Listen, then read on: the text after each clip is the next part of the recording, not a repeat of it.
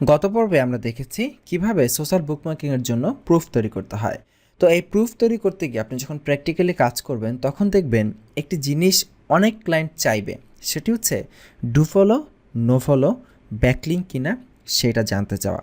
এবং ম্যাক্সিমাম ক্লায়েন্টই আপনাকে বলবে আপনি যে লিঙ্কগুলো জেনারেট করছেন শুধুমাত্র সোশ্যাল বুকমার্কিংয়ের জন্য না, অলমোস্ট প্রত্যেকটা জায়গায় যত লিঙ্ক বিল্ডিং আপনি করবেন ম্যাক্সিমাম ক্ষেত্রেই ক্লায়েন্ট জানতে চাইবে অনেক সময় যে আপনার লিঙ্কগুলো কি ডু ফলো নাকি নো ফলো। এবং সেই ক্ষেত্রে আমাদের এই যে আমরা প্রুফটা তৈরি করেছি, এই প্রুফের ভেতরে আমাদেরকে কিছু মডিফিকেশন করতে হবে। কী ধরনের মডিফিকেশন? যেমন আমরা এখানে লিখে দিতে পারি লিঙ্ক টাইপ। লিঙ্কের টাইপ কি, ডু ফলো নাকি নো ফলো। এখন কথা হচ্ছে এই যে আমরা দুটো সাইটেই কিন্তু ইন্সপেক্ট এলিমেন্ট করে দেখেছি লিঙ্কগুলো ডু ফলো ছিল নাকি নো ফলো ছিল। এখন আপনি কি প্রতিটা সাইটে ধরলাম আপনার 50টা লিঙ্ক বিল্ডিংয়ের কাজ আছে, 50টা সাইটে কি একটা একটা করে ইন্সপেক্ট এলিমেন্ট করে করে দেখবেন যে কোনটা ডু ফলো কোনটা নো ফলো? এত সময় অপচয় করার কি টাইম আছে? মোটেও না। তো এইটা ইজি করার জন্য আমরা একটি গুগল ক্রোমের প্লাগইন ব্যবহার করব। সেই প্লাগইনটা দিয়ে আমরা দেখতে পারবো কোনো একটা ওয়েবসাইটের লিঙ্কগুলো ডু ফলো নাকি নো ফলো। এখন এখানে কথা হচ্ছে আমি এখানে সোশ্যাল বুকমার্কিং আপনাকে দেখিয়েছি, সো দ্যাটস ওয়াই তার প্রেক্ষিতে আপনাকে এটা দেখানো হচ্ছে। এবং এটা শুধুমাত্র সোশ্যাল বুকমার্কিংয়ের জন্যই কাজে লাগবে এমন না। এই ডু ফলো নো ফলো এই প্লাগইনটা সোশ্যাল বুকমার্কিং ছাড়াও অন্যান্য যে কোনো সময় যে কোনো সেক্টরে আপনার কাজে লাগবে, লিঙ্ক বিল্ডিং করতে বা অন্য যে কোনো সময়। সো দ্যাটস ওয়াই আমরা আজকের পর্বে দেখব do follow no follow link checker, যেটার মাধ্যমে আমরা ইজিলি চেক করতে পারবো যে লিঙ্কগুলো আমরা বিল্ড করছি সেই লিঙ্কগুলো কি আসলে ডু ফলো নাকি নো ফলো। তো সেটা করার জন্য আমরা সিম্পলি গুগলে গিয়ে সার্চ করব automatic link checker Chrome extension. এটা লিখে গুগলে সার্চ করলে প্রথমেই দেখবেন এখানে একটি অপশন চলে এসেছে, যে এখানে একটি গুগল ক্রোমের এক্সটেনশন চলে এসেছে অটোমেটিক ব্যাকলিঙ্ক চেকার। তো আমরা এখানে চলে যাচ্ছি, এখানে ক্লিক করছি এবং এইটা আমাদের ওয়েবসাইট আমাদের গুগল ক্রোমে ইনস্টল করে নেব। এবং এটা দিয়ে খুব সহজে আমরা চেক করতে পারবো যে আমাদের যে লিঙ্কগুলো আছে একটি ওয়েব পেজের সেটা ডু ফলো নাকি নো ফলো। আমি এখানে অ্যাড টু ক্রোমে ক্লিক করছি, অ্যাড এক্সটেনশন হয়ে গেছে, দেখুন চলে এসেছে এটা।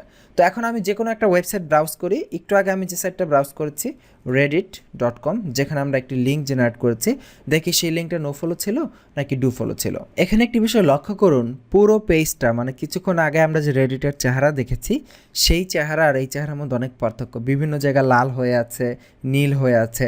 এটা কেন হয়েছে? এটা হচ্ছে এই যে আমরা এক্সটেনশনটা নিয়েছি এটা অন করা আছে এই জন্য। তো এক্সটেনশনটা আমরা অফ করতেছি, অফ করলে দেখবেন আবার আগের মতো চলে এসেছে। তো এইটা কেন হয়েছে আমরা একটু পরেই দেখি। আমরা এখানে ক্লিক করে আমাদের মাই প্রোফাইলে যাচ্ছি। মাই প্রোফাইলে গেলে আমরা যে লিঙ্কগুলো শেয়ার করেছি সেই লিঙ্কগুলো দেখতে পাবো। এই যে এই লিঙ্কটা আমরা কিছুক্ষণ আগে শেয়ার করেছি, আমি এক্সটেনশনটা এখান থেকে অফ করলাম। এই যে এই লিঙ্কটা আমরা শেয়ার করেছি। তো এই অটোমেটিক ব্যাকলিঙ্ক চেকারের কাজ হচ্ছে, আমরা যদি এটাকে এখান থেকে ওপেন করি, এই পেজের ভেতরে যত লিঙ্ক আছে সেই লিঙ্কগুলো ডু ফলো নাকি নো ফলো সেটা বলে দিবে। এবং এখানে রেড মার্কের ভেতরে আমরা যে লিঙ্কগুলো দেখতে পাচ্ছি, যতগুলো রেড মার্ক দেখা যাচ্ছে সবগুলো রেড মার্ক হচ্ছে নো ফলো লিঙ্ক। এবং এই যে আমাদের লিঙ্কটা এখানে আমরা দেখতে পাচ্ছি আমাদের ওয়েবসাইট, এটা ব্লু মার্কের ভেতরে আছে এবং এটা হচ্ছে ডু ফলো লিঙ্ক। তার মানে আমাদের এখান থেকে যে লিঙ্কটা আমরা পেয়েছি সেটা ছিল ডু ফলো। সো আমরা এখানে লিঙ্কটাই ডু ফলো। একইভাবে আমরা এটাতে চলে যাই, চলুন বিপসোনমি যেটা ছিল, আচ্ছা আমি এখানে .com কেন দিলাম, .org হবে। আচ্ছা এই যে দেখুন হিউজ একদম অবস্থা খারাপ, লাল নীল হয়ে আছে পুরো পেজ। আমরা এটাকে অফ করলাম, অফ করে আমরা আগে আমাদের ওয়েবসাইটে যাই, দেখি যে আসলে কী অবস্থা। এখান থেকে যাচ্ছি, ম্যাক্সিমাম টাইম আপনি যে লিঙ্কগুলো শেয়ার করেছেন বা যে লিঙ্কগুলো আপনি জেনারেট এখানে শেয়ার করেছেন সবার সাথে, সেই লিঙ্কগুলো আপনার নিজস্ব প্রোফাইল থেকে পাওয়া যাবে। তো আমরা এখানে ব্লগে যাই, ব্লগে গিয়ে দেখি ব্লগে আছে কি না। না, এখানে পাওয়া যাচ্ছে না। আমি দেখি আসলে আমার লিঙ্কটা কোথায়। আমি যেই লিঙ্কটা একটু আগে শেয়ার করলাম ক্লিপবোর্ডে ক্লিক করলাম, নো, এখানেও নাই। আচ্ছা এখানে আমরা একটি অপশন দেখতে পাচ্ছি আব্দুল কাদের, মানে আমার প্রোফাইলের অপশন দেখি, হ্যাঁ এই যে এইখানে আমার সেই লিঙ্কটা আছে। তো দেখি এটি ডু ফলো নাকি নো ফলো। এই এক্সটেনশনটা জাস্ট আমি এখান থেকে ওপেন করে দিলাম এবং পুরো পেজে যত লিঙ্ক আছে সেগুলো ডু ফলো নাকি নো ফলো সব দেখাচ্ছে। যেমন এইখানে দেখুন, এই যে আমাদের লিঙ্কটা, যেখানে আমাদের লিঙ্কটা ছিল সেটা রেড মার্ক দেখাচ্ছে, তার মানে এটা হচ্ছে নো ফলো। সো আমি এখানে এটা আপডেট করে দিব নো ফলো লিখে। তো এইভাবে আমরা ক্লায়েন্টকে যে লিঙ্কগুলো সাবমিট করব, শুধুমাত্র এই ক্ষেত্রে না, ম্যাক্সিমাম ক্ষেত্রেই আমাদেরকে এখানে উল্লেখ করে দিতে হবে যে আমাদের লিঙ্কগুলো কি ডু ফলো ছিল নাকি নো ফলো ছিল। এবং এটা ইজিলি আমরা করতে পারি এই just simply automatic backlink checker নামক গুগল ক্রোমের এক্সটেনশন ব্যবহার করে। এবং শুধুমাত্র এই জন্য না, আমরা যদি অন্য কোনো ওয়েবসাইটে যাই, ধরে নিচ্ছি আমরা উইকিপিডিয়াতে যাচ্ছি, উইকিপিডিয়া থেকে আমরা যে কোনো একটা কিছুতে যাই, যে কোনো কিছু লিখে এখানে সার্চ করি, ধরে নিচ্ছি ফিশ লিখেই সার্চ করলাম উইকিপিডিয়াতে, এখানে একটি আর্টিকেল এসেছে। তো এই আর্টিকেলের ভেতরে কোন লিঙ্কগুলো নো ফলো ডু ফলো সব দেখা যাচ্ছে। দেখুন যেগুলো ব্লু কালার সেগুলো ডু ফলো, এবং যেগুলো রেড কালার দেখাচ্ছে সবগুলো হচ্ছে নো ফলো। এবং দেখুন ম্যাক্সিমাম উইকিপিডিয়া থেকে যে লিঙ্কগুলো আসতেছে অলমোস্ট এভরি লিঙ্কগুলো নো ফলো, এবং দু একটা লিঙ্ক আছে ডু ফলো। এই যে এখানে একটা লিঙ্ক দেখতে পাচ্ছি, এটা মেনলি লিঙ্ক না সম্ভবত, হ্যাঁ এখানে একটি লিঙ্ক, তো এটি হচ্ছে ডু ফলো, আর বাকি সবগুলো নো ফলো।